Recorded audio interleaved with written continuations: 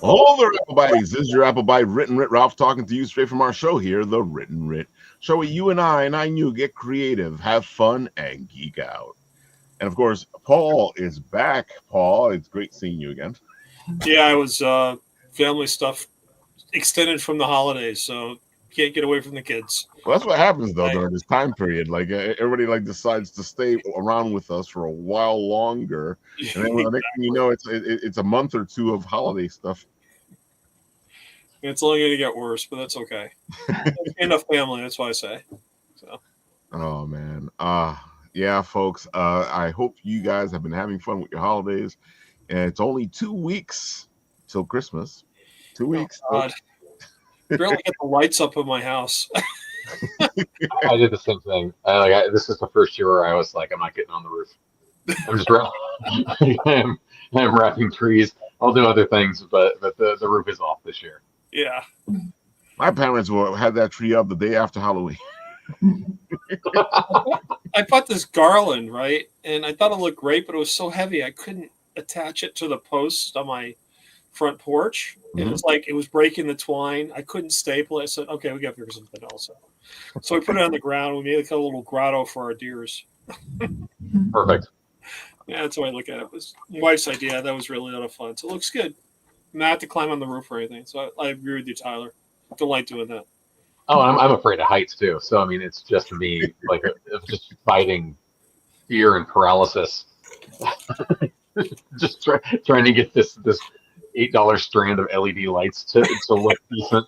It's just so like juice is not ever worth the squeeze.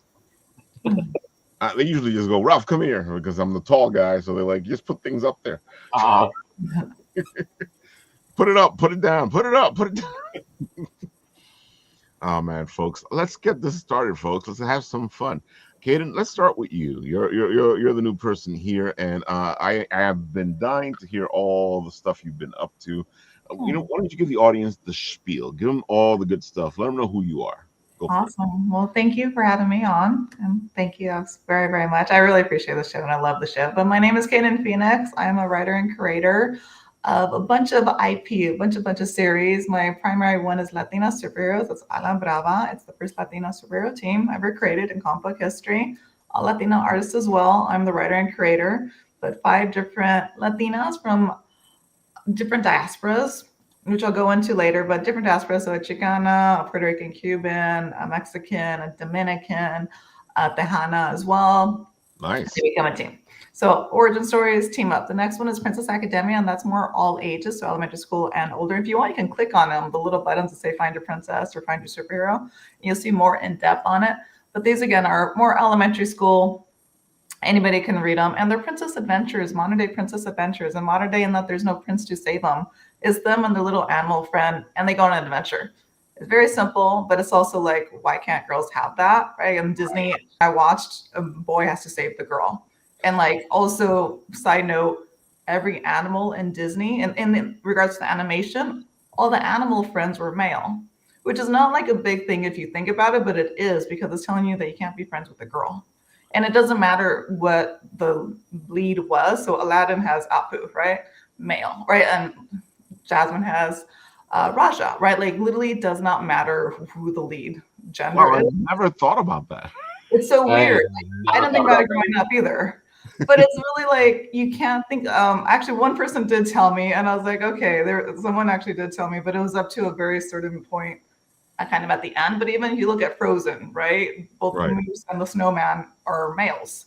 So it's still like, you cannot have a friend that's a female, which is a very weird thing to push upon girls, right? Or princesses or whomever. So anyway, I have a water princess, I have a space princess, I have a death princess, I have an Aztec princess. They all meet at Princess Academia, which is right there. So it's very much like into My Hero Academia or Little Witch Academia, but of course in the princess world. So Princess Academia. I did little theme song trailers for all of them as well, since you're on that one. Nice. We'll get to that in a minute. Keep telling us about all the pieces here. Okay, and then the last one is More Worlds, because I didn't know what else to call it, and this is just all my other IPs. So Witchtober is my world of cats. That's the first of a 2-part series, and it's really cute. Like, not modeled after Zootopia, because Zootopia is so grand, but it's a world of cats, and like she has a little cat adventure. She's the only cat that wants friends. Club Zodiac, just que los caballeros, that's my Latino superhero team. Club Zodiac is my mythological adventure one. So these are triplets, and it's a prophecy that they hadn't have to break. Hecate like disappeared. She was the ruler. She disappeared from this land, and now Hecate. Oh no, the Godiva. Excuse me. Godiva is like, I'm the new ruler. All, anything written about Hecate has to go away. All that jazz. And then this one is completely opposite of everything I was saying. This is more my action adult I was about to say, I feel like I entered a whole area. That's why I turned black. So this is the It's fun. so diverse. It's great. I love it. Thing is, it's just a whole new world. So these are my assassins. So that's a 3-part trilogy. And my assassin line, Pagan Valley, is my gambler, my poker player, one wild crazy night in Los Angeles. It's a one shot. So it's a one graphic novel. But they're all complete origin busy, stories. girl. Yeah. No, thank you. Body of work. Thank you. I appreciate it. I've been trying to stop. I've been like, okay, finally go back to film and TV land.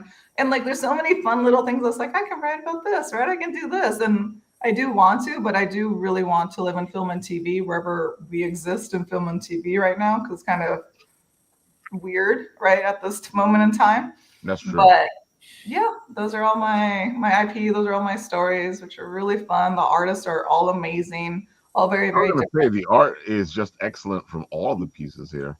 Thank you. Thank you. I appreciate it.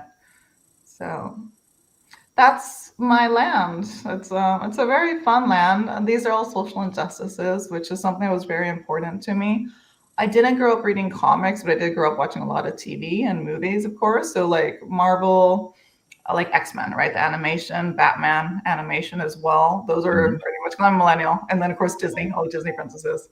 But like they're all very Disney inspired. Like she particularly, how they still does look much more on the Disney side, like with the very soft chin and like the larger eyes, which is a little bit close to manga and anime, but just not as huge. So it's a little mix of the two. And so Santa has divine strength and deja vu. But like I was saying, all grounded powers, and so they go tackle social injustices, right? Because if you're Batman, you're always going to save Gotham. If you're Superman, you're always going to save Metropolis, but you don't save the girl unless you're like Mary Jane or Lois Lane. Nobody saves a girl, right? You only save the girl falling from the building, and she happens to be your love interest. And it's fine. I don't mind that part, but it's sucky in that like there has to be the love interest for a boy to care. And so in these, different, of course, because they can save, it's their town, or a town is, or if they're a team, they can save the galaxy, such as the Guardians or Justice League. But they save females because I live in a very grounded place in my land here. And so, storytelling reflects democracy is the way I learned it. And so who saves females here in the real world? Nobody, right? Like Jalisco takes on the femicide. She's based in Mexico, and the femicide's a huge thing in Mexico and all of Latin America.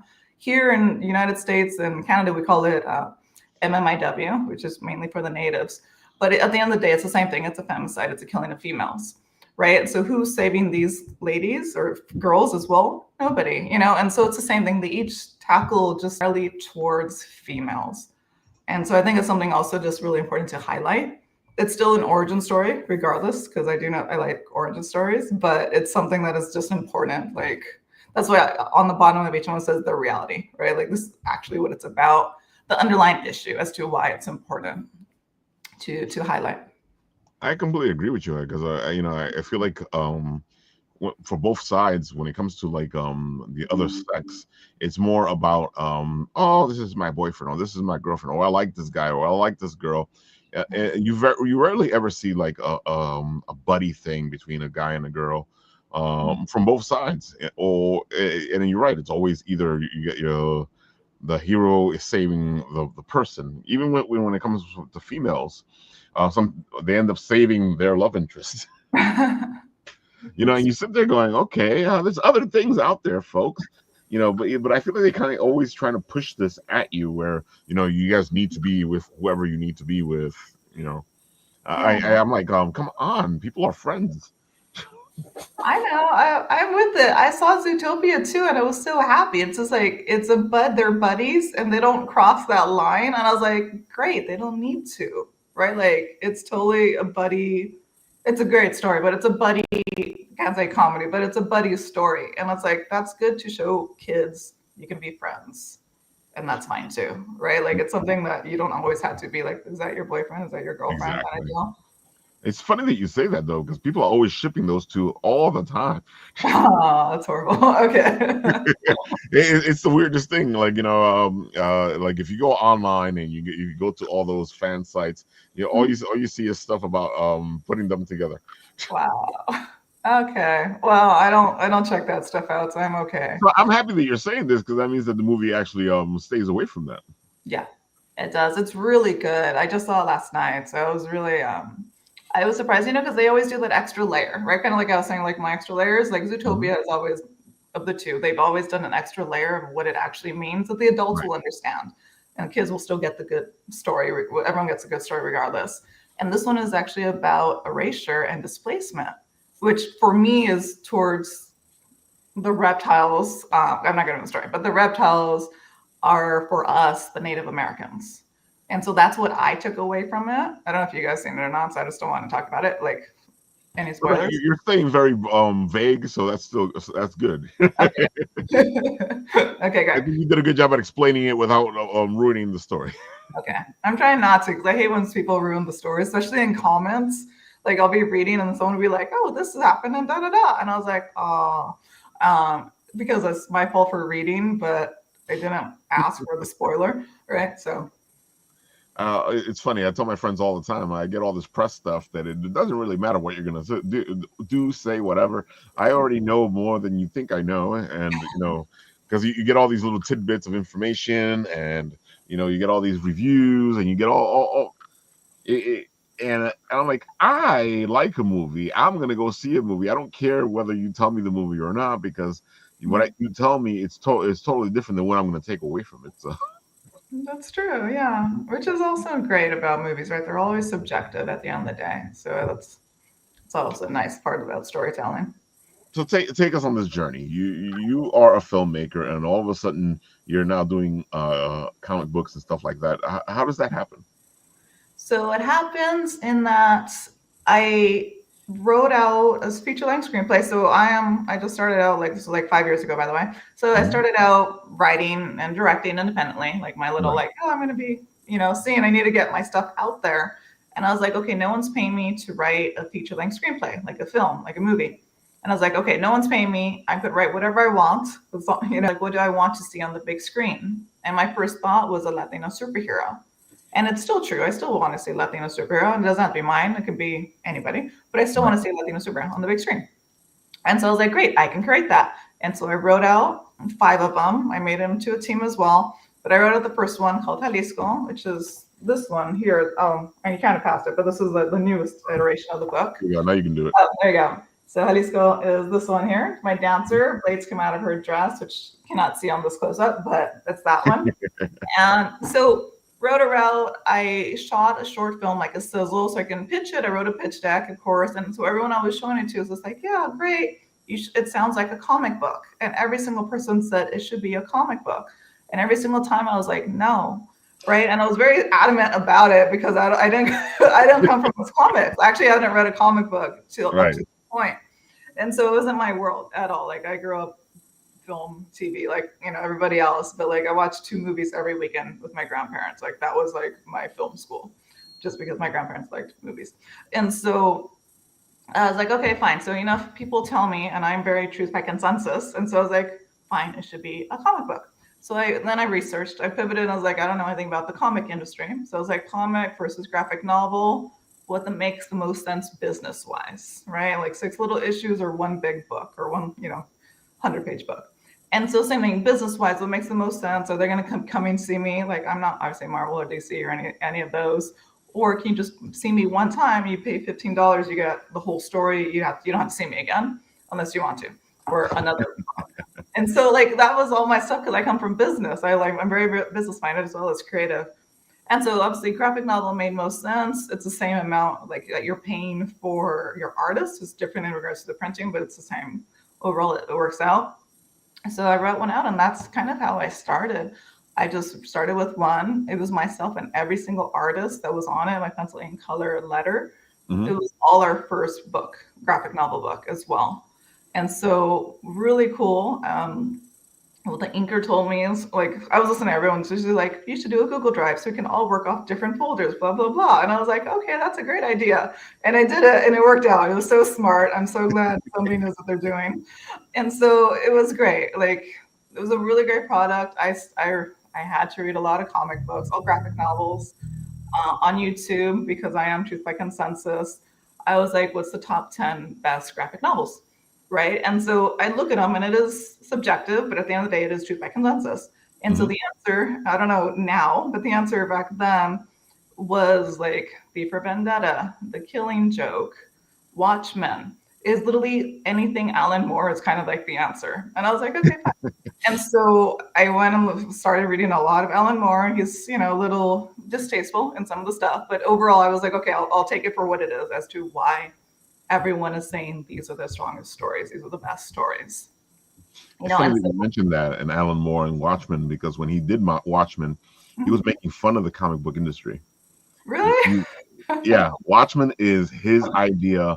He wanted to make fun of the industry and go, this is not what you do. And they've taken the Watchmen and made it into this is what you do. And Alan Moore sits there going, I told you this is not what you do. No. It's funny. So like the Watchmen, like I say, everyone has a critiques on Alan Moore for good reasons, but like the Watchmen, who watches the Watchmen, right? Like that's the theme, right? Because we uphold superheroes as being so great, and so it's like, let me flip it. And like, what are our top 2 things right now? Like, or was on Amazon are The Boys, which is literally who watches The Boys. It's the exact same theme, right? And it's the same. The most powerful is the most evil, right? And then also the animated version of the guy in yellow. I forgot. Invincible. Thank you. It's the exact same thing. It's whoever's the strongest that you uphold is the bad person, is the villain, right? It's literally you guys copied Watchmen. You just made it. You added one extra element to it. Yeah. And I was like, okay, Alan Moore stands the test of time, like because that was where I got it. Was yeah. So anyway. I studied all of those, and there's other ones, but I studied as like, okay, why? And then also just in regards to the formatting, because I know nothing about it.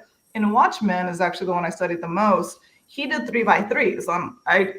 You can't see it here, but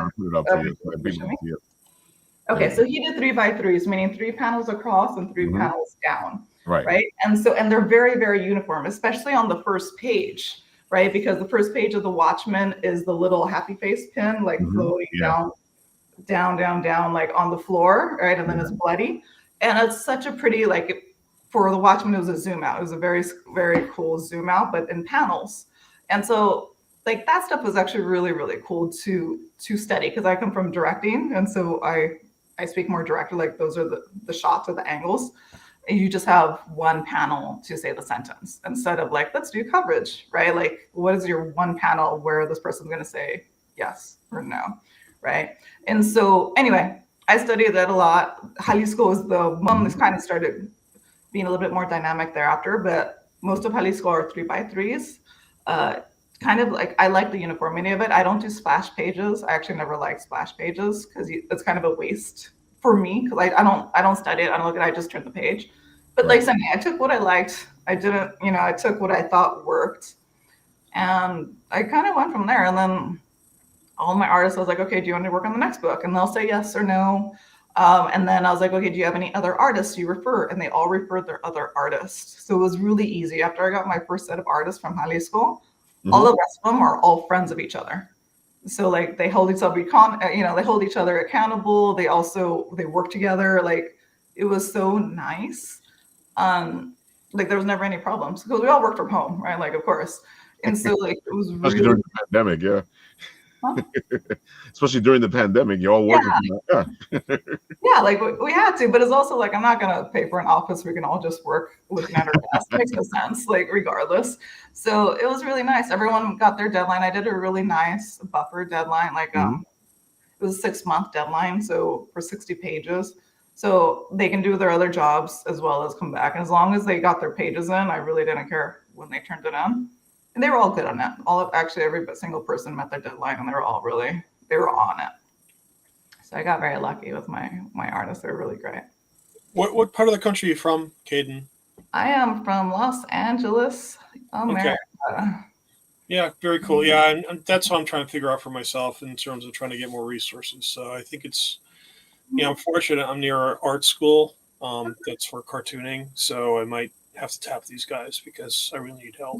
And so this is inspiring to me. I mean, you've sourced out what you needed to do to get your job done, and that's really great. So thank you. I found them all on Instagram. I didn't know any artists walking in the door. Mm-hmm. I found the tone that I liked. Like I literally just went through Instagram and I started screenshotting or saving, but then I got lazy and started just screenshotting. I was like, I like the style, right? Which is, they all look the same style, but they're all different artists. Like I have 5 different artists. And so, but they're close enough in regards to style. Mm-hmm. I gotta say, you did a great job of doing that because, I've seen books where, they try to do that, but you can tell that the art styles are way different than they should be. Yeah. No, they're really good. And the same thing, I had my little tone board, right? I was just like, and I wrote them, can you do this style? Like I looked at their profiles and it's close enough. And then, you approach them, say, I'm doing Latino superhero, da-da-da. Can you match the style? And they'll say yes or no. And then I actually didn't do a test page on any of them, but technically they could have done a test page. But like, I don't know, they got it, right? And after we started doing concept, and then the only person I had to kind of not even like say a no to was one time the chin was too pointy because she leaned a little bit more towards manga than Disney. And that's an easy fix. That's just soften the chin, right? And which she did, and it was fine. But they're great. Like artists are so great. They can take adjustments really, really well. And so I got very, very fortunate with all of them. Only good artists can. So once you have egos, you have to worry about. Yeah, so I got lucky with my very good artists. That's good. I know I've heard horror stories, but I feel like you're doing everything the way it should be done, because I find that what happens is a lot of people they go, I'm going to do a comic, and they don't do any research. They just do a comic and they do it the hard way, because then they're learning as they go. It sounds to me like you sat there and said, okay, I want to do this. This is what I want to accomplish. How do I accomplish that? And then you went and you studied all the bits and pieces. It goes, oh, I like this and I like this. I want to do this, but I want to do this my way. And I'm really happy with the fact that you actually sat there, did the research, did your thing. And I wish that a lot more people were like you and did all that stuff, because they just jumped into the water. And then they're like, I don't understand why it's not doing what I wanted to do. Yeah, no, it's tough. Like I even studied, to be fair, I studied how to write comic books, and I can't write comic books. And I say that because I write screenplays. And so I come from a screenplay world, and that's my base. Right. And so comic books, I looked up okay, how do you write a comic book? And here's a picture, here's a box, and then a line, right? And here's the action, and here's the dialogue, and then you fill in the box, and then it's repeated underneath, right, for X amount of sheets. And I was like, that's fine and dandy, but I'm not an artist, And so it's one of those and I care about story, not saying everyone else does not care about story. I'm just saying I care about story, and I write out screenplays. And so what I did, I wrote out my screenplay, and then I did a storyboard. And it's a very, very horrible, scary stick figure storyboard. But I did it.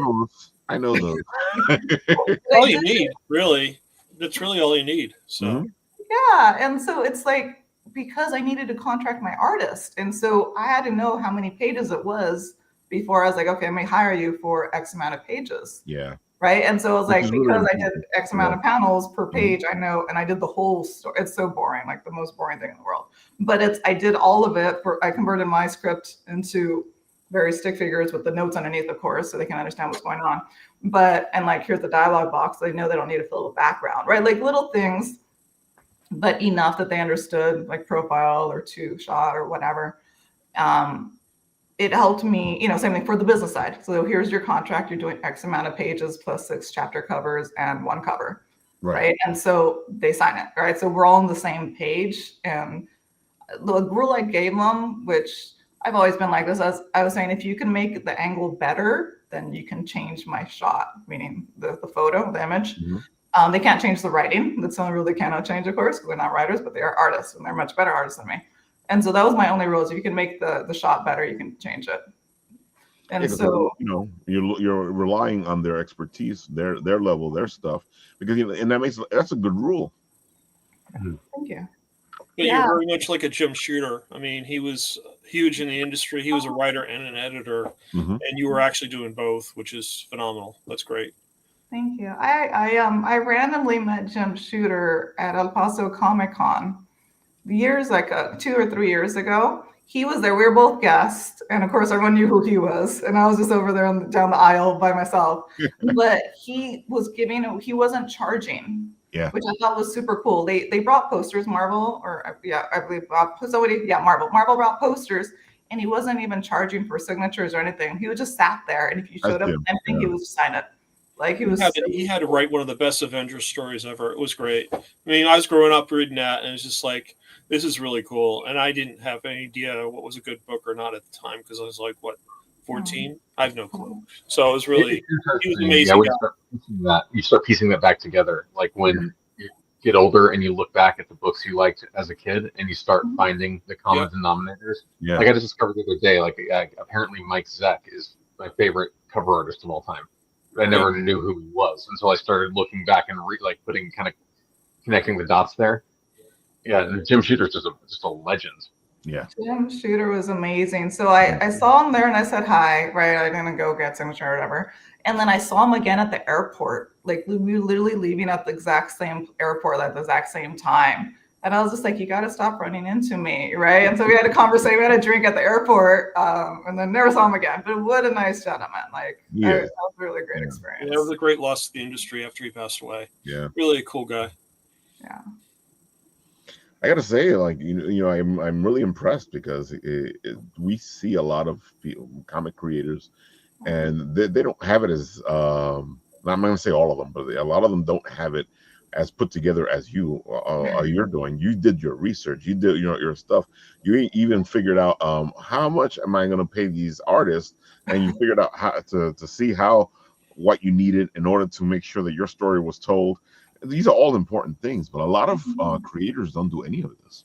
Wow. Yeah, no, I tell you, I come from a business sense of mind. Like I am very creative, but like at the end of the day, if you don't make money, it's a hobby, right? And that's fine if you're doing it as a hobby. That's cool. But I want to make money off the money that I'm putting in, right? Like it is a business for me. And so it's like, okay, what is my PPU? I had to get like 2,000 of each edition. I'm sorry, of each one of my books. I ordered 2,000, and it was overseas. Some of them were here, but overseas is cheaper before all this, of course. But and it's like, does it make sense? Like my PPU is low. I sell them at 15 or 7.5 if it's wholesale, like to comic stores. Do I still make money on it? Otherwise, why am I doing it? And so the answer is yes, I make money on it. So it's good, right? It's just like, does it make sense? If not, you have to make it make sense. So I had to do 2,000 instead of 1,000, right? So I can make a good profit margin between each one. I'm happy you're saying in my writing shows, one of the things that I ask always is, why are you writing? And, if you're writing just to write, that's different. But if you're writing to make money, then, it's a whole other thing. And it's a whole other job. Because people think it's just writing, and it's not just writing, and you're improving it right now, because you're talking about 10 hats you're wearing trying to make this work. You have to. And then I always say, like, because I go to a lot of schools and all this junk, it's just like, 'cause I'm an entrepreneur, right? So if you do good, it is because of you. But if you fail, it is because of you, right? And so like, you better do one of those two, and you better do it good.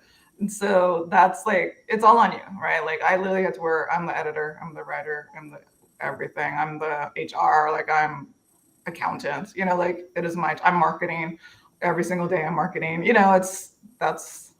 I'm sales. I'm everything. And again, I'm happy you're saying all this, because I know there's some people out there going, wait, I didn't know you had to do all that stuff. Yeah, it's part of it. That's what you want. Writing is almost the easiest part of any of these projects. Mm-hmm. Like, and it's so it doesn't seem to make sense to people outside of it, because they think the writing part is some like born with natural skill, and like that should be easy, and it'll just sell itself. But I mean, I had with some of my some of my works. It's been like 2 days of writing, Yeah. 3 years of trying to find a publisher or Exactly. to try to get something going or just doing anything with it. And it is that part where it's like the little like hidden secret, like almost like the dirty secret of actually being considered a professional writer or artist. I mean, artist is the same way. Like we were sort of discussing, like TikTok and Instagram and all these things that kind of are forced to do, but really don't want to, because you're just trying to sell yourself.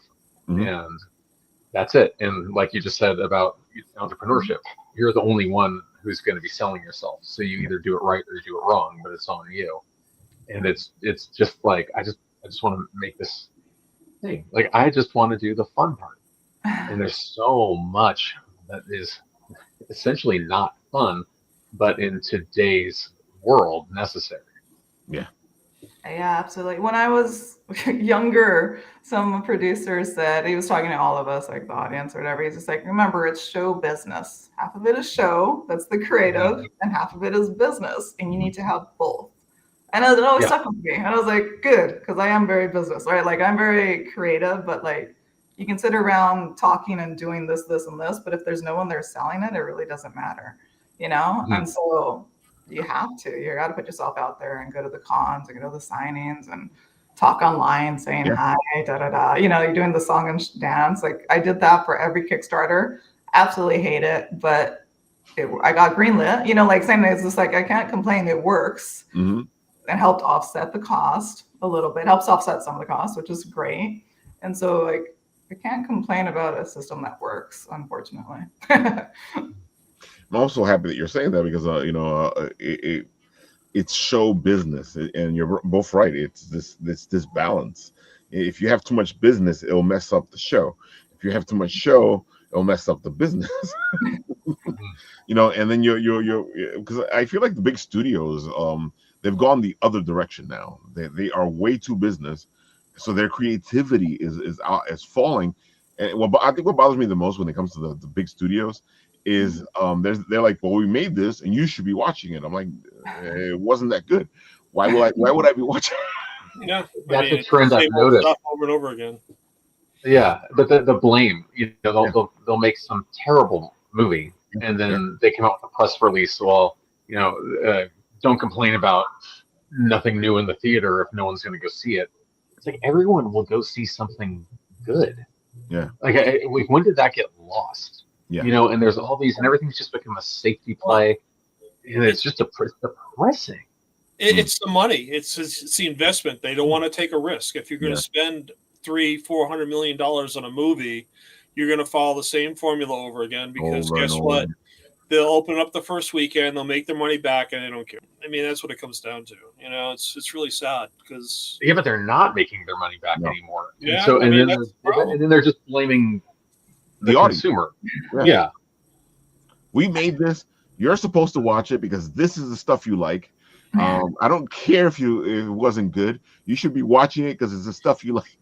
Well, COVID changed everything. I mean, not going to the movies is one thing, but then I think people become more discriminating because they're streaming almost everything and realizing there's a lot more out there besides the stuff you're feeding us, and we have a choice, so. That too. And double down too. Yeah, sorry. And then it's the gouging as well. Like back in my day, the theaters were like, "That's fine, I can go," and now it's like, "Do you have $25 plus another $15 for parking?" Now I walk, that's okay. But it's just like, do you have all these extra monies for watching the same thing? That if you wait a month, you can watch it on your streaming platform, right? Yeah. Like I can wait. Like some movies, yes, you should watch in the big movie theaters. Like if it's worth it to you, right? Like Oz or anything that's really big box office. If it's worth it, sure. But otherwise, I can wait. Like I completely agree with you. I just bought a big TV. Like I'm so happy with I bought a Sonos system and a big TV, and I'll happily wait 4 to 6 weeks to watch something without having to see the back end of people's phones and the audience, listening to crunching, talking, people taking calls. The theater experience has gotten so bad for me. And that's essentially kind of why I just stopped, because it's so hard to pay attention when you have like these little glowing rectangles in front of you. I, I Yeah, really miss, exactly. I really miss my feet sticking to the floor experience. So I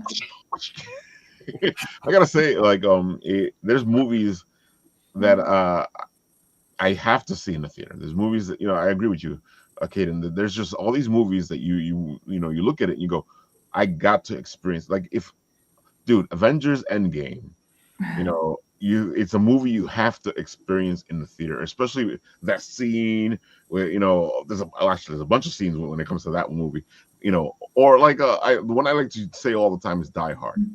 I watched Die Hard on the little screen. It's okay. But when I saw Die Hard in the theater, it was a whole other movie. And that's one of those movies where you sit there and you go, and I've heard people go, it's not that good. I don't know why people like this so much. I'm like, well, in the theater, it was explosions and oh my god. Well, I think my kids are, I passed down my geekiness to them. We saw Lord of the Rings, Fellowship of the Ring at the Philadelphia Symphony, and it's like, the live orchestra playing over the movie. And I think they purposely cut out all the sound effects because, man, it really appreciated Howard Shore's musical adaptation of this movie. It was just amazing. The depth of sound that came out of this concert. It was just incredible. I just really appreciated it even more. Just amazing. That's cool. I like that added experience to it. It heightens it, especially it's a good appreciation for music as well. Yeah, it's just incredible. I mean, the guy's a genius. He really is. So. I've seen some silent films that've done that, where they'll do a silent film re-release, but with a live orchestra like they used to do. And it is amazing. I saw The Man Who Laughs years ago, and they did that, and I was so just in the experience, I forgot it was silent because there's so much going on, and then all of a sudden you realize, like, oh my god, no one is actually there. Nothing is coming from the screen. It's just all this symphonic background. Really beautiful. So funny because you forget that those silent movies. That's exactly how people experience. You'd had a piano player in the theater. Going crazy. And of course, then like now when it's these big special events, they blow out the orchestra. Like, there's no illusion that there was a 30-piece orchestra and conductor, when someone would pay 5 cents to see that in, whatever, 1927. But it was a really fantastic experience. And yes, to your point, it really makes you appreciate sound, how sound really makes audio, or sound really makes visual. Yeah. Much better. Yep. Son of Saint is over here going, I bought delicious. Wait, what are we talking about? You want explosions? Spend 10 minutes with my 3-year-old twins. And it's like, ooh, Victor Hugo. I'd love to watch that in the theater. But yeah, I feel like we've lost that whole experience. Like, I know that James Cameron is trying to do that now with Avatar. Yeah. And he's trying to make you go into the theater to watch the next part, which is coming out soon too. But to watch the next part of the thing he did twice. But I gotta say, it may be the same thing, but it's still the same beautiful thing. It is a beautiful thing, but again, it goes back to that point where it's like visuals are so advanced now that there's nothing special about CGI. Spectacular visuals. And I did this. I was a special effects artist for over a decade, and I remember someone's analysis of Revenge of the Sith, and they said when there's a visual effect in every shot, they stop being special effects. And granted, Avatar is beautiful, but it's just Dances with Wolves.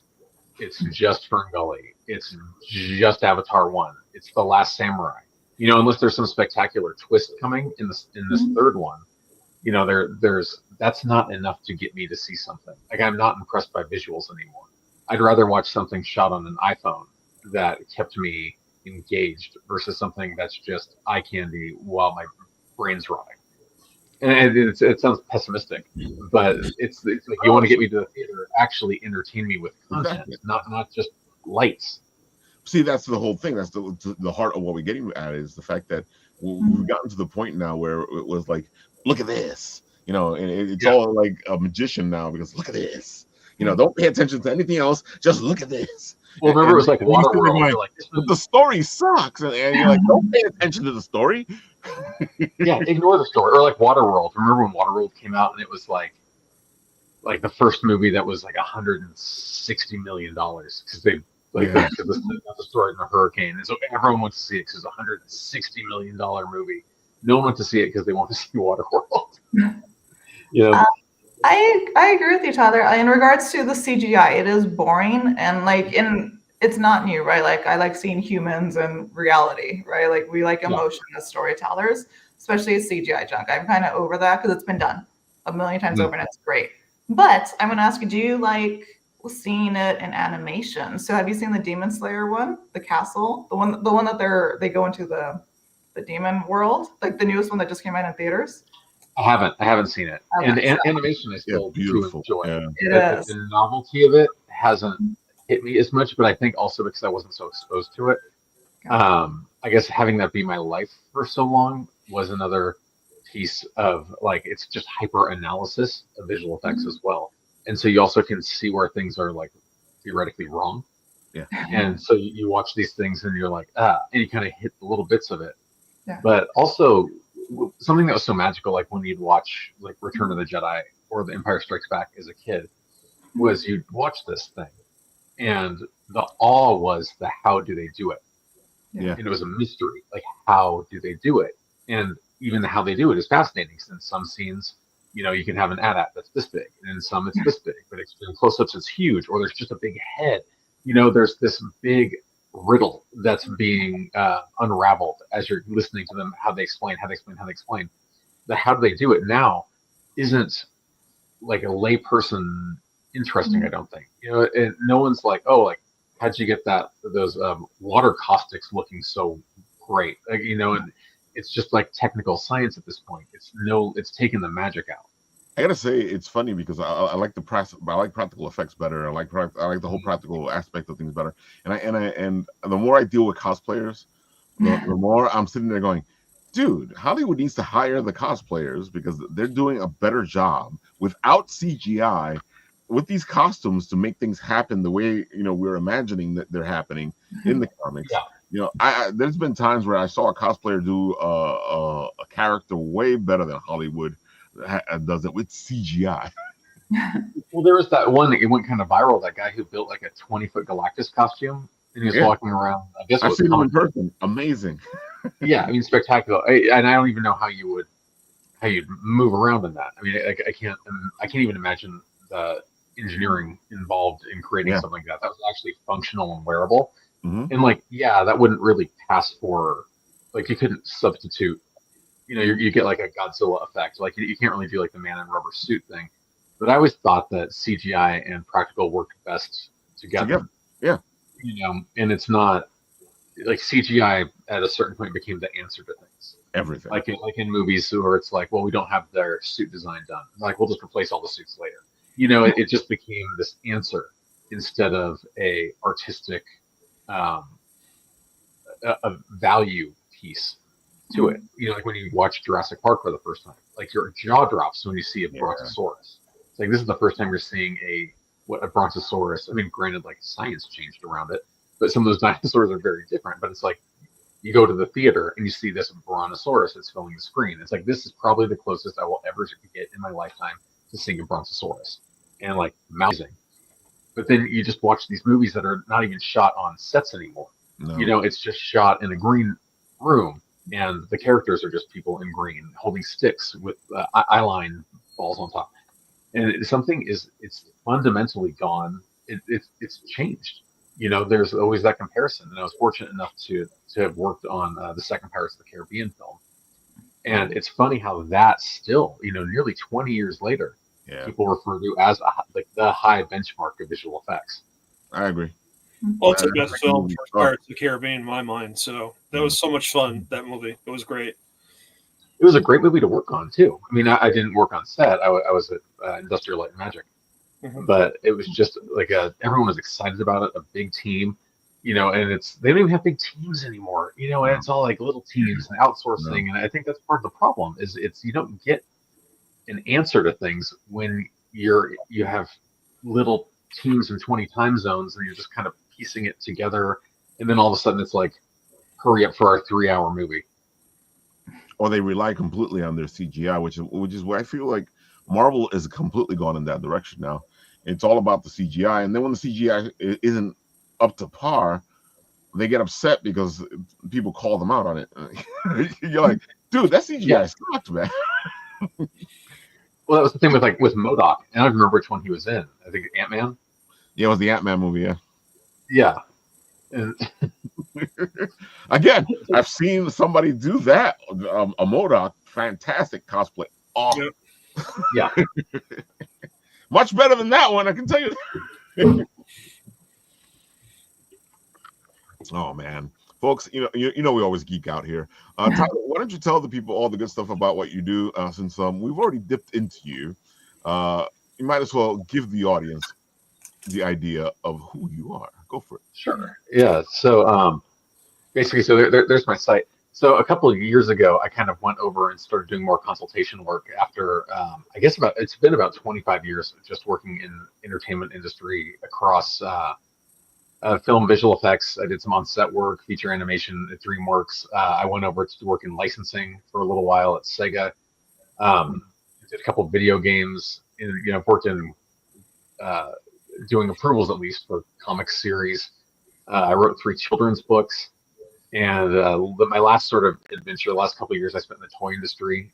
Most recently as a founding creative director for a company called Paragon Effects Group, which made replicas of movie props. So they're strictly an adult-focused toy company who did movie prop replicas.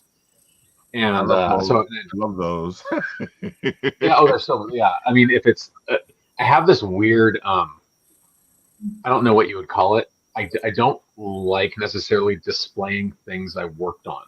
I don't know what it is. Like, I recently just gave away, because I've sculpted like 40 or 50 action figures, and I just gave away the box of samples to a like a youth program. I was like, these like young kids that don't have toys, like these are just in the box. I don't need to be reminded of what I've worked on. But like otherwise, these shelves behind me would just be full of stuff, because some of it's really cool. It's just this weird quirk where I can't display it. I don't know. Maybe it just feels egotistical. It makes sense though, because it's like a PTSD, Tyler. Is it like PTSD? It's like the deadline type thing is like coming back to me. I can't take it anymore. Oh. Well, it is. And sometimes it is that where something will be so cool, and I just remember like how much work the 40 emails I sent back and forth to the factory over what shade of purple a part was, and it's just like it ruined it. And I just don't want to look at it anymore. And there's these points where, like, there's this weird, it's like this big arc where when you're working on these projects, there's like the peak part where you're the most in love with it, but you still have to get to here. And by the time you get to here, you just hate it. It's just like this whole timeline of a falling in and out of love relationship. And like a year ago, I left that industry just essentially just because of that sort of, there's some burnout there, and everyone thinks, much like writing, it's like, and it used to drive me nuts when people would come up to me and they're like, "You work in the toy industry? You must never work a day in your life." Oh my God! I have no idea. And they mean it well, and so you can't get like. But it's just like, what? You get up at 5 a.m. and send emails to factories and get things sent to you overnight that are totally different from the photos that was sent, and it's it just got to be a little bit of like, I needed to step back and reevaluate, like, do I really love this? And so I took a step back. I started doing more consultation work, a lot more work with startups, just like tech startups. I do it through Stanford University. And Stanford University has a startup accelerator called StartX. And I mentor at both. And so I started really trying to push for more work with StartX and just sort of seeing what's going on in the startup world. And so I'm on some advisor boards through there now, and just trying to kind of focus more on like the part of all of this, which I really loved at the core, was storytelling. And like you said, Caden, it's a business. Like I'd love to tell stories, but these stories need to a certain point. And so it's like, how can we create stories that are satisfying. Oh gosh, sorry. I just adopted this cat. And she's like, Yay! yeah, she's super needy. She's very, very needy. And Aw. yeah, she's like straight off the streets. She's like a little street kitten, and then just needs constant attention. And so I sort of found this way now where it's like, how can I kind of have my love of story be both fulfilling, kind of like spiritually and creatively, but also keep me and my family afloat. And so that's sort of been my focus now. Is while I'm trying to still do these things like my kids' books, I'm talking to I changed publishers. I'm in talks with a new publisher right now. I've been trying to get them greenlit for an animated series, but no one's greenlighting anything right now. It's crazy. It's so hard getting anything greenlit or even looked at. And so this is sort of a way where it's like scratching that itch and kind of giving me this. I kind of want to tip my needle more into like the professional business world and sort of see if I can meet with creative 50-50 versus how it's been so far, which is probably, like 95-5. I gotta say, like, it's been interesting to see, even from the little time I've known you, how far you've come from all that, and you really like shook things up. It's funny. Like my whole career has ended up this way because of shakeups. There's I have like the world's shortest attention span for things. And so it's try this for a while, and when I'm learning, everything's great. But then when things start to become repetitive, it's like I've got to try something new. And it's given me all these different opportunities, like going from film to set, animation to licensing to writing to toys. Like all that sort of happened kind of in this search for just it's almost like a search for stimulation. Like I just want to try something, because that's when I've noticed that's kind of when I'm my best self, is when there's like a big learning curve. And so this has been great. But even now I'm like kind of at this, what's next? Like who I guess it's that whole age old thing, like who am I now? So I'm definitely not who I was 2 years ago, and I'm certainly not who I was a decade ago. But what's this next iteration going to be? Do I want to dig more into like executive professional? Do I want to dig more into IP creator? That's sort of kind of my internal struggle right now. Like where do I go? Because I'm almost 50. Like it's not like I have that many times times around left. It's not like you're making me feel bad now. Yeah, it's like it's your passion. You got to find your passion. What is your passion? That's what it comes. But like at 22, you can kind of blow your life up a couple times and everything's fine.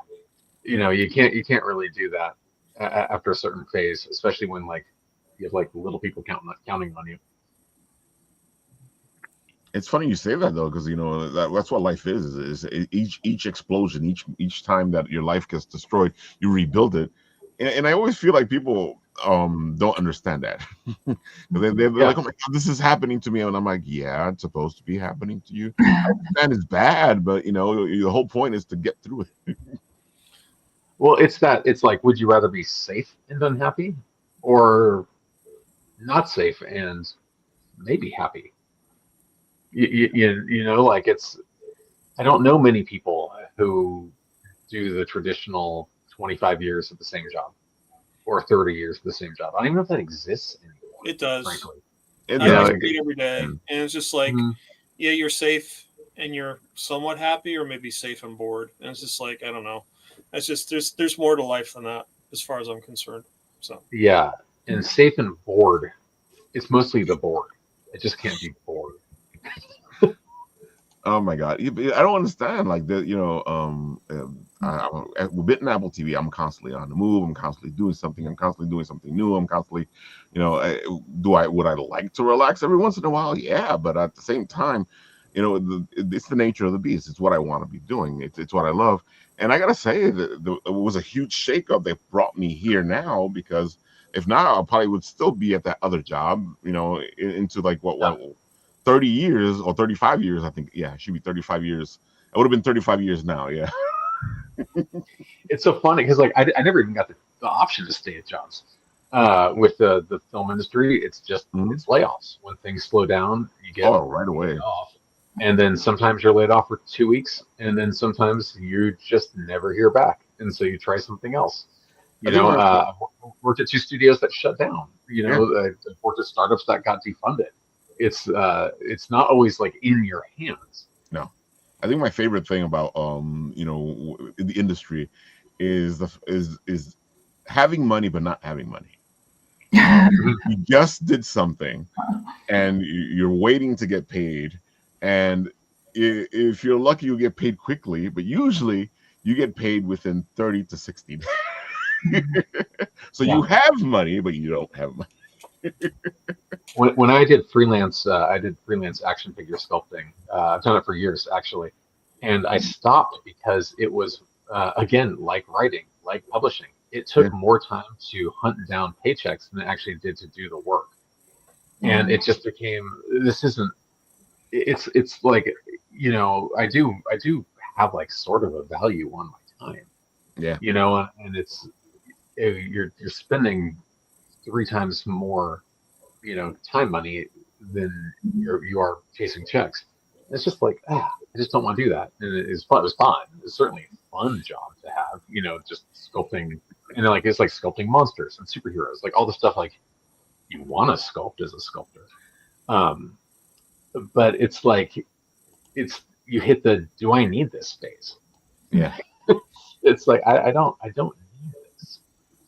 And it's funny you say that because that's why, like, a long time ago, I made a decision, because I understand that the writing is more than one thing, and I'd rather be writing. So, one of the questions I always get is like, "Well, Ralph, why aren't you getting published?" I'm like, "Because that takes away from writing." It If makes I'm it if I'm publishing, I'm not writing. I mean, I've really sort of refound a love of writing. Writing Mhm. was one of those things that when I was going through college, it was always my teachers were always like, "You should be a writer. You should be a writer," and I hated writing, and so I just never did it. And so now, like, I've sort of rediscovered this love of it, and it's been kind of fun. Like, I've developed a comic series that I'm trying to get looked at. It's actually being considered, Nice.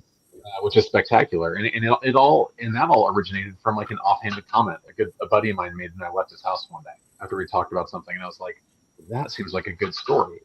I've been doing writing competitions and things. It's really fun, and I would love to have that be a career at some point. Um, but again, like I just don't know. You know, I don't But know at all. it's exactly what you're saying, though. It's like you have to pick one thing, or let's give the quotation marks on that, because I am not the person who picks one thing. You got to pick this one thing and then go do that one thing, and I'm like, I'd rather be doing all this other stuff and do that thing at the same time, Yeah, than having to become a master at whatever it is you want me to become. I feel like you're yeah. doing it the right way, man. You're just trying to figure it out. It's that old sort of metaphor of just throwing everything at the wall to see what sticks. And there's days where it feels like I have to convince myself that I'm not doing nothing, because there's so much time where it's like I just feel like I'm not doing anything, and it's you kind of it's just like writing out as a list. It's like, well, what am I doing? It's that whole thing. It's like, oh, like there's a lot of things going on, just none of them are sticking, but eventually something sticks. Yeah, that's So you definitely. brought like even with the books, like I'm at this weird point where in between publishers, and so I love writing these, but I have an idea for a fourth one, and I'm just holding off because I don't want to kind of burn the calories on it if I can't find another publisher for it. So because there's so that energy has been focused on this sort of like noir graphic novel idea I have, and But that's the way to do things, though. Like you keep moving forward. It doesn't mean that you can't come back around. It just means that right now I'm doing this. yeah, and it's I've really enjoyed. It's funny. I sort of refell back in love with the comic book just medium. About a year ago, I really started digging back into comics and remembering how much I loved them. And it's funny because, I've worked with so many people who've worked in comics, and it's like, of course, when I'm working with none of them, now is the time that I decide that I want to start doing them. So, Yep, that's how it works. yeah, timing's never in my strong suit. So, but it's been fun. Like, I'm just having a lot of fun with it. And I think that sort of says the most, where it's like, this feels like a natural transition. Well, we believe in your book because, I like bringing you back to talk about your books and to talk to you because you're a great geek out. But Yeah, I know. I'm like the king of going overtime on your show. Now, don't worry. Today we're all talking. We're all geeking. We're all doing our thing. Folks, if you haven't gotten these books, you should go check them out. These are fantastic little books, especially the Yule Ghoul. Yeah, thank you. That's my Christmas book. This all started out just as The Rest of Peace was my first one, and it was just I had a young daughter who loved books, and she wouldn't go to sleep until I'd read 5 or 6 a night, and I kind of got to that. I think I could do this, and it's like, write what you love. I love monsters. I love monsters, and I love Halloween, and so I just wrote a monster book about Halloween, and then I forget. So that actually got some interest from a publisher, which I didn't end up going with. But they kind of said, like, you need to build this world out. You need to show us that you can create more. And so then, like, what do you do? It kind of became like monster holiday parties. Like, how do monsters celebrate holidays that aren't Halloween? How do you celebrate Christmas if you're a monster? And then how do you have, Just a Ghoul in Love is essentially a Valentine's Day story. But they're all kind of about, insecurity. Like a Ghoul in Love, the ghoul doesn't know how to talk to this girl ghoul that he's in love with. And so all the other monsters kind of they're pushing their way on it. Like Dracula's very, like, intense and, you have to just stare, hypnotize her. And the Wolfman's like, he kind of, it comes out like a dog where he's like, oh, just like rub your head on her arm. Like, that's how we show you love. And so it's mostly about just sort of trusting yourself. And that's sort of kind of the underlying, because I don't go like message heavy. But I do kind of like to have that, you're fine how you are. The whole purpose of the Christmas book is the ghoul's afraid that his friends won't accept him because he likes Christmas more than Halloween. Like, that's it. Like, so what's he going to do? He's going to just have a party anyway and see who comes. Yeah, that's what you do. This is what you do. You gotta just do what you do, folks. Do what you do. Just make yourself happy and see who shows up for it. That's been the theme today, is do what you do. Yeah, well, it's funny because I do talk to people about, and I'll even go do little guest lecture spots here and there, like at my daughter's school for author days. And that's the question I always get. And I assume you all, if you do writing, you all get that same question. Like, how do you choose to write? Yeah. And it's always just been write what you want to read. If you don't write what you want to read, it turns out insincere. If you're writing for a cause you don't necessarily believe in, or a trend you don't really care about, but you think it's going to sell, it's not going to be sincere. No. If you write what you love, even if it's as silly as like monsters at Christmas, at least that you were true to yourself, and I think it does show in the work.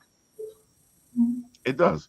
One of the things I always tell people is, what I look for when I'm looking at people, especially conventions or like online, like I was just saying to you, it's this thing. Like, I saw your superhero girls, and I was like, wait a minute, this is interesting. And then I saw you trying to sell it, and I was like, I love that passion, and that's what I'm always looking for, is the passion that people have in their projects. Because I've seen the other way where you walk up to somebody and they're like, well, this is something I did. It's good. And you're like, dude, if you don't like it, how am I gonna like it? Well, yeah, you're coming back to, it's all about the why, right? Yeah. It's why do I want to do this, and exactly. that's it. Yeah, I Speaking of that thing about like you want explosions, like come spend time with my kids. Like I just thought like my office is underneath my I daughter's saw you room. looking up. I thought you were just doing the Brady Bunch thing. No, I was like I thought like a piece of sheetrock was just gonna fall on me. Oh, that's funny. Oh man, you were gonna say something? Yeah, I was gonna add, yes, write what you like, obviously, definitely, and what you love. But I was also gonna say, because everyone always says write what you know, which is true to an extent. Yeah. It is true, obviously, because you'll give it more authenticity. But it's like, okay, well, what I don't know about femicide, I'm not Dominican from New York. I'm not a gunslinger. Like, I'm not a lot of with the characters. I am not, especially princesses, like that live underwater or live in the space or whatnot. But what I realize works for me is you write what you care about. And so if you write what you care about, you will finish it. And that is the main reason why you write what you care about. So like me, I care about justice and I care about equality.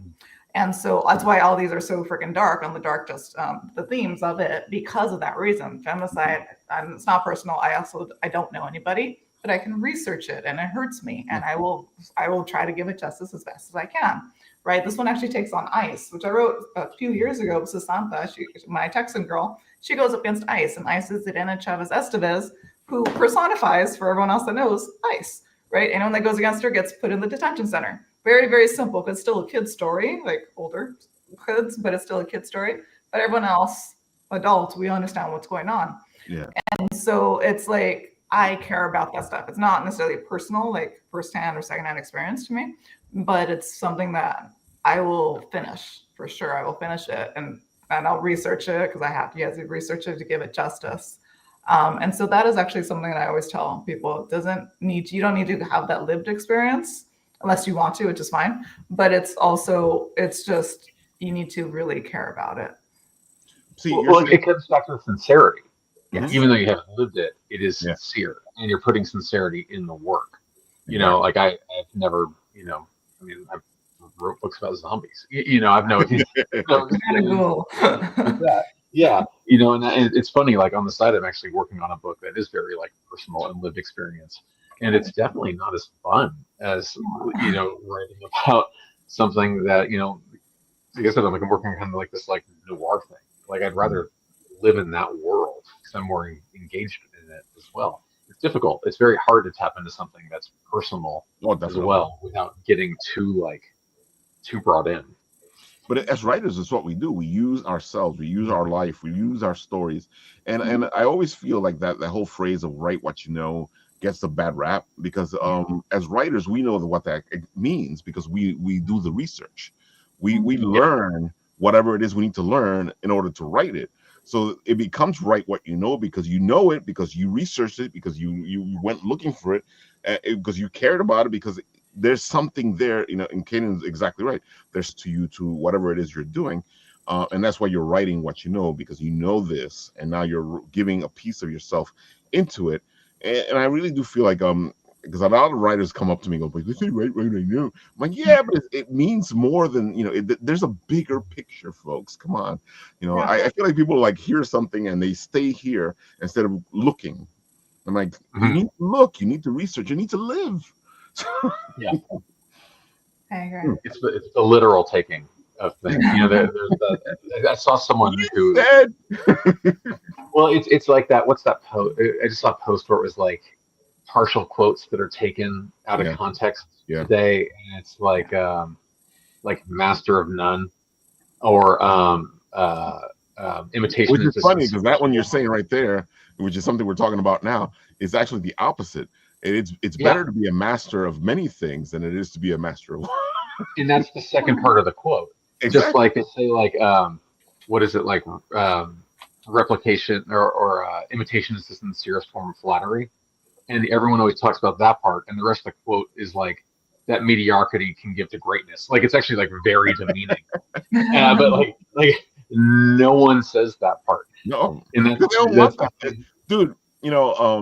As somebody who's studied the Bible, it bugs me out when people like take a phrase from the Bible and then they throw it at you, and I'm sitting there. I'm like, and usually it's funny because I've studied the Bible, so they'll throw it at me, and then I'm like, but what? But doesn't it also say? And as soon as you start doing that, people get weirded out and they get upset. They don't want to talk to you. I'm like, look, man, you brought this shit up. Don't give it to me. So if you don't want to talk about it, don't give it to me. Religion and politics, I stay away from both. Yeah, you have to though, because people get upset. But Exactly. I'm always reactive. You throw it at me, I am gonna give it back to you. That's fair. That's fair. So if you don't want to talk about it, don't throw it at me. Yeah. But it is fair, and it is like when you look at a redacted sheet, they're like, especially like in politics, they're like, well, here's the proof, but there's just like 12 words, and the rest is all black cube. You can make that say whatever you want. Exactly. It doesn't mean that that's what's on the page. And people are very good at conveniently throwing quotes at, people always try to make themselves right. Well, yeah, they think a quote validates their opinion. Mm-hmm. So, Paul, why don't you tell these people what you've been doing? Because Paul has something interesting he's working on. Go for it, Paul. Yeah. So this came out of COVID. I saw what my kids are going through with virtual learning, so I wanted to come up with a way to make learning history fun. And so I came up with this project called Time Enforcers. Started back in 2020, and I've always loved video games. I've always loved comic books. And I said, why can't we make an interactive digital comic and video game that's a role-playing video game that makes learning history fun? And it's really the whole premise for why I came with this idea. Mm-hmm. Unfortunately, I'm not a programmer, so I had to learn the programming myself. I'm a marketing guy, so that tends to be the little easier part. But it's been an experience. I love it. It's something that is a passion of mine now. I can't get enough of doing it. And the first episode is available on the app stores. And that was, from what I hear, a very large undertaking. And I did it myself and found out, you can do things if you're persistent and resilient. And so I just enjoy this project so much. It just really is meant to have kids come in, have a comic book experience, play some video games, but also learn while they play. It's about gamifying this whole understanding of history, which I'm finding out a lot of people aren't doing. History is being left by the wayside. Everything is STEM and mathematics, or even learning English as a language. And that's really sad to me, because I think the more we overlook history, the more we're going to find more problems than it's worth. Because if you understand something that happened before that didn't work, why would you try and do it again if it's not going to work again? So it's really trying to get kids into history, find a fascination with something they like, and then pursue it more. I'm really finding out more things about this project as I go along, understanding people who came before us that I didn't know about. And I'm finding a lot of this information just on this show. I mean, that I'm engaging with, and they're bringing to light several people that lived before us that really had an impact on our lives we just don't even realize. And so that's another fascination that I have with this project. So Time Enforcers basically is, you have a group of individuals that are trying to protect the timeline, and you have the Galactic Space Time Consortium, headed by C.T. Huygens, who is right there on the screen, who is actually based on an actual scientist from history, Christian Huygens, and H.G. Wells, who's the executive director, who everyone knows who H.G. Wells is. But basically, these guys form the Galactic Space Time Consortium, and they have a cadre of heroes available to them called the Time Enforcers that will seek out and try and correct the timeline wherever it's being coming into jeopardy. And so we have our main character, who's the evil guy, Chronolith, who's looking to disrupt the whole timeline because he really believes that being able to control time, space, and reality, he'll be able to bend it to his will and have fun ruling over everyone. So it's up to Time Enforcers to stop him. And the first episode deals with feudal Japan. And my main character that I have for this version of the game is Kaizen. He symbolizes samurai warriors during feudal Japan. And you learn a little bit about feudal Japan as you go through the game. And why did I choose feudal Japan? Because I like the samurai, the Seven Samurai and Magnificent Seven. That's why I chose that. So I thought samurais were cool, and why not, get kids into samurais more. So that's really the premise behind episode 1. We're currently working on episode 2 now, and it's really exciting. We're expanding it out. We're expanding more characters. We're introducing Amelia Earhart, who I found to be a phenomenal entrepreneur as well as a pilot. We're also introducing a new character called Nico Time, who's actually uh, his inspiration came from the film noir characters of the Sam Spades and the Philip Marlowes. And, Nick is going to appear in all grayscale the whole time. And I really want to focus on that whole aspect of film noir. So what better way to make a character film noir is make him grayscale all the time. And then we'll be featuring Togo, who is actually the sled dog who ran the Serum Run in 1925 to help kids with diphtheria in Alaska. So he'll be a part of the group. And then the 4th character I'm adding is actually Maisie. She's a character I created just recently. She actually works on Amelia's plane. She's a mechanic, but she has a degree from MIT and with an advanced degree from Caltech. So you have to be able to know something about temporal dynamics if you're going to be starting creating, planes that can fly across time barriers. So this is really a passion project of mine because I'm taking comic books and just blowing up time with it. I said there's really no guardrails to this. I really want to make this a fun experience for kids. And I think with the pace that I have set up for them, it's really meant to be a slower pace. I really like the idea of the old comic book styles like the Adam Wests and the Burt Wards of the world with Batman from the 60s. It's this part of the inspiration I had behind this whole concept of the game. And like I said, it's been a wild ride, and love attending the cons. Love going. I just recently did EdTech Week as well as the NJEA conference, and the reaction I got from the educators was phenomenal. They just feel that this is something that's badly needed. So I'm just looking forward to drive forward as much as I can and get more content created for this. Great. Thank you. I like giving back to the community. I mean, Ralph showed. How would you draw a Time Enforcer's character? I really like interacting with the artists that I meet and having them take an opportunity to present their idea of how they would draw my Time Enforcer's characters. And I find it phenomenal. Everyone interprets it differently. And I just love doing that. And the plus side is I take their artwork and I promote it on my social media. And I really feel that giving artists an opportunity to get noticed is really important to me. I mean, I'm an artist, but I like promoting other artists as well, because I really think the more I can do that, the more we can give back to our community. This is a fundraising appeal that I have going on right now. I've signed up with Fractured Atlas as a fiscal sponsor. This is to help the education aspect of Time Enforcers. It's just not a video game. We've actually built an education program around it. So it's geared towards 5th to 10th graders. We've really built a whole platform where it is not only a game, but it includes packets of information, which I call mission journals. And so it's getting kids back to basics. It's teaching them how to do journaling on a daily basis, write their ideas down so that when you come to do a project, you have all the ideas written down that you did over time. You're not scrambling at the last minute to do research. And so it's just understanding of building up a research project over time and then taking it together as a group and making a presentation.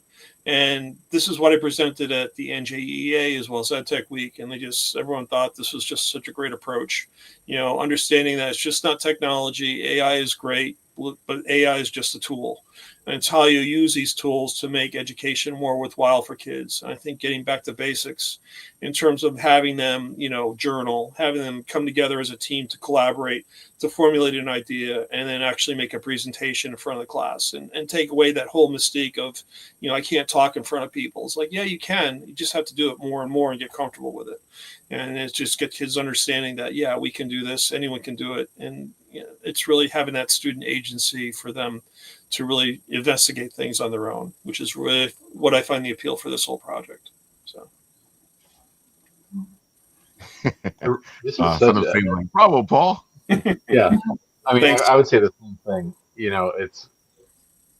It's so funny because there's an endless amount of fascinating characters and events, and just a bottomless well of content for something that's based on history education. and that would be so fascinating. Except like the education aspect just turns off so many kids. And even now, like I love history as an adult. I mean, I get it. I was that kid too. I never paid attention in history, and now, like I love it. So nicely done. Thanks. That's why I wanted to gamify it, Tyler. It's just like, I saw what my kids are going through, and I felt bad for the educators as much as the kids going through COVID. I mean, basically, my son was sitting in a classroom with 27 black boxes, and they're expected to like engage with history. It's like, how can you do that? History is discourse. It's throwing ideas at one another and discussing things, right?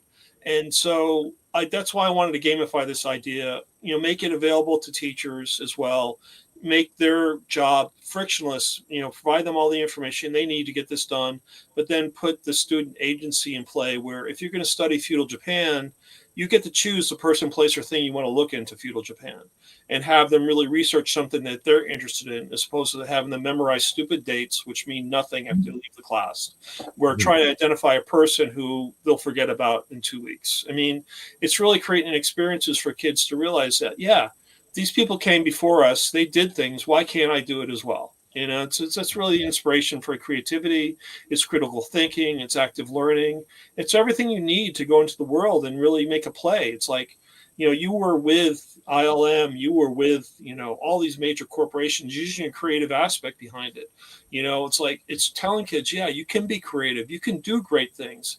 It's just a matter of finding your niche and, understanding how can I make this happen for myself. And I think the more kids engage that way, the more they're going to want to learn and the more they want to do things beyond just, watching YouTube videos or TikTok, whatever. So. Completely agree. Yes, you guys have seen the Son of Saint circling us there. He is an amazing artist, folks. And, one of the great recent pieces he did was that there are rumors that a certain person is supposed to be the new Venom. And he's taken him and put it into his artist concept over here. Did he get sent away something here? That looks like Alan Rickman. So yeah, that's the rumor that Alan is going to be the new Venom. Yeah. Talk about like the perfect guy to go back to practical effects. Like the guy already looks like Venom. Yeah. Eddie Brock, definitely. He's definitely an Eddie Brock character. You don't need, but like he's just huge. Put some shiny black costume and slime on it. I mean, he's like 90% there. I miss those days when you had the green Incredible Hulk and it was this buff guy running around. Oh yeah, Lou Ferrigno with his like green painted shoes. Oh my God, yeah. Barefoot. Yeah. Instead of the CGI green now, folks, if you're looking for a concept guy, a guy who's going to make you into the hero, because he can do that as well. Son of Saint is amazing. He does covers. He does movie posters. He is a jack of all trades. You want to go talk to him, he'll get it done for you. Yeah, I mean, the sooner I can get a grant, the more I can hire artists to do this kind of cool stuff for my project. Oh, dude, yeah, I know that's what you're waiting for. That's what I'm chomping at the bit for right now. So, of course, our pal James is 12 hours till before this thing ends. Yeah, 12 hours before this ends. He's at 7,700, 100 backers, 12 hours to go, folks. If you ever wondered what would happen if your friend had PTSD and he was stuck in his house, and what lengths would you go to get that friend out of that house? Would you become a supervillain and attack the house? Well, that's what this story is about. And I gotta say, he's done a great job of putting this. This is all 6 issues put together, or you can get all 6 issues as well. I'm gonna put this into the comment section. Help him out. I already see that a couple of people have done that because when I had this up, it was at 98 backers and a little bit less than what it is now.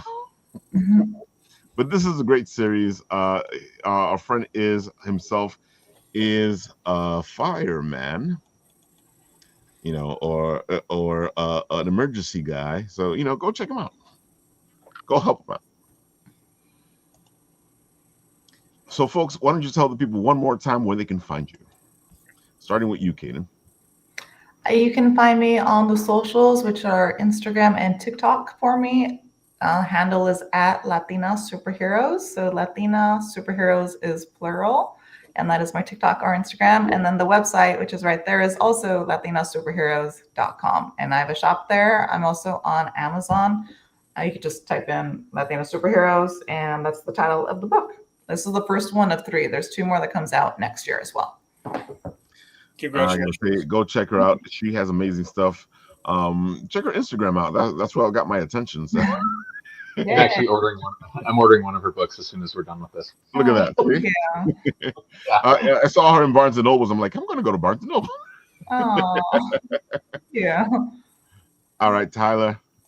Why don't you tell the people all the beautiful stuff? Everything you'd want to know about me is at tylerham.com. My socials, I just do Instagram and TikTok, and that's Tyler J. Ham. That's kind of it. I don't have. I'm looking for you again. Yeah. That was so I just kind of when I went through this I'm going to be a consultant rebrand thing. I kind of wanted to unify, kind of just everything, like my LinkedIn, my IMDb, all that stuff. And I didn't.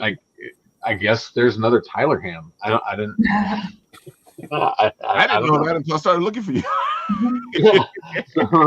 Who knew? And so Drake was like, "Hey, maybe Tyler might want to be on the show." I'm like, "Yes, Drake. I'm going to go look for him."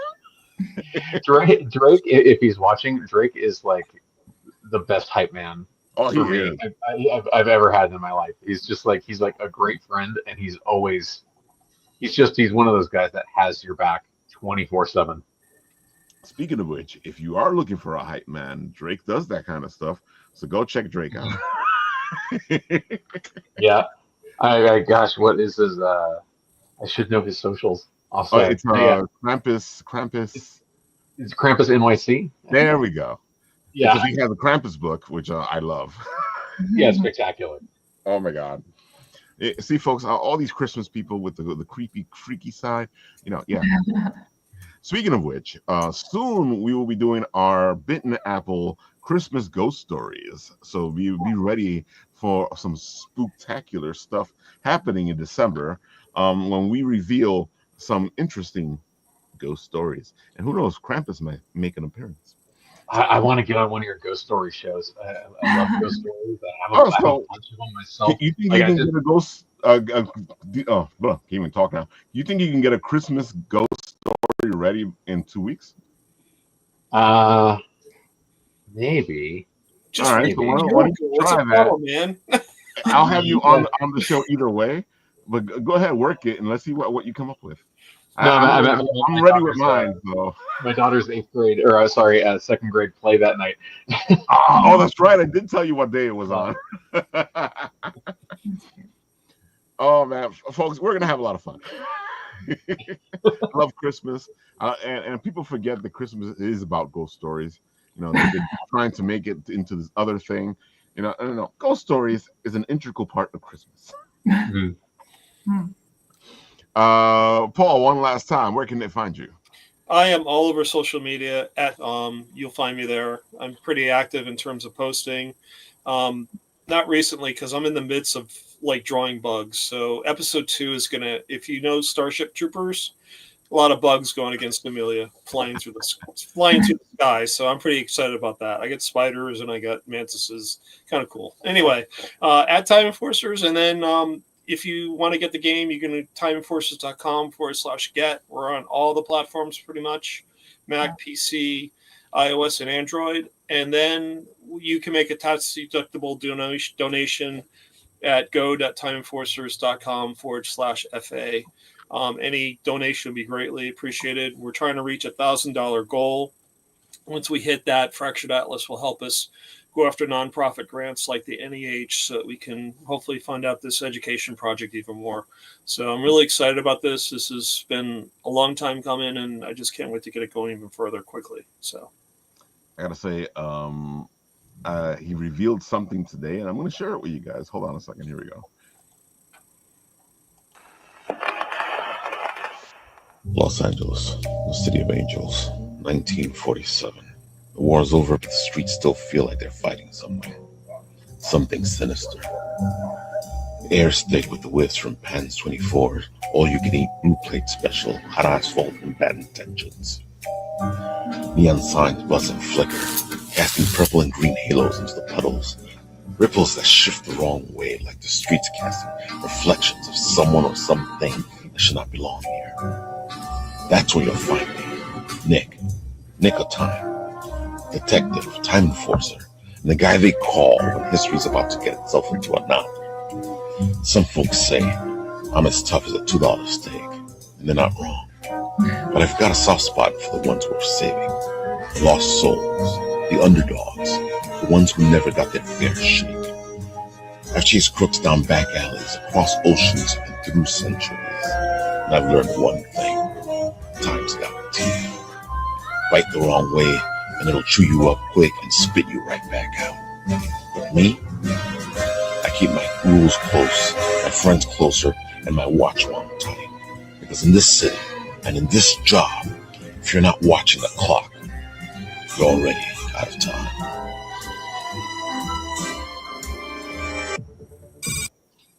The way you punch job, Rafael, I get chills every time I hear that. That's so cool. Yeah, I Paul just got me some love it, good man. stuff, and you know me and my noir detectives. I love noir detectives. That's why when Tyler was like, I'm like, what? What'd you say? You said what?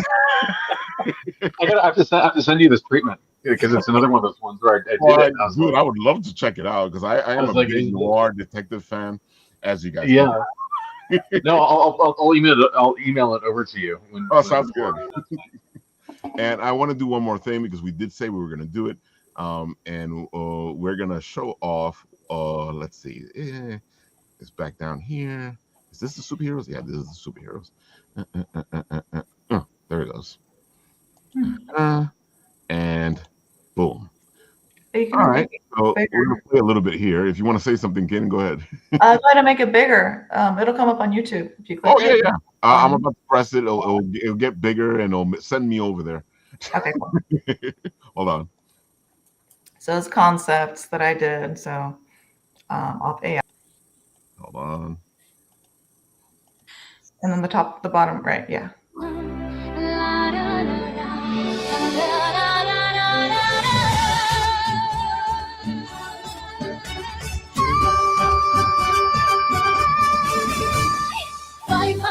One fight, every shade of light, from Cali to New York, we rise and ignite. Justice is calling, we hear the sound. La Brava's coming around. La Brava's stand tall, stand loud. Heroes of the people, we won't back down. La Brava, strong and true. Power in our hearts and the world in view. Together we fight for what's right.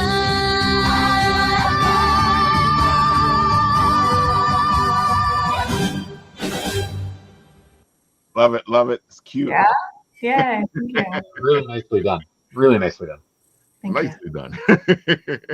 So, folks, you saw all the beautiful stuff. Go check it out. And of course, you know how this show ends. I press the button, and where it stops, nobody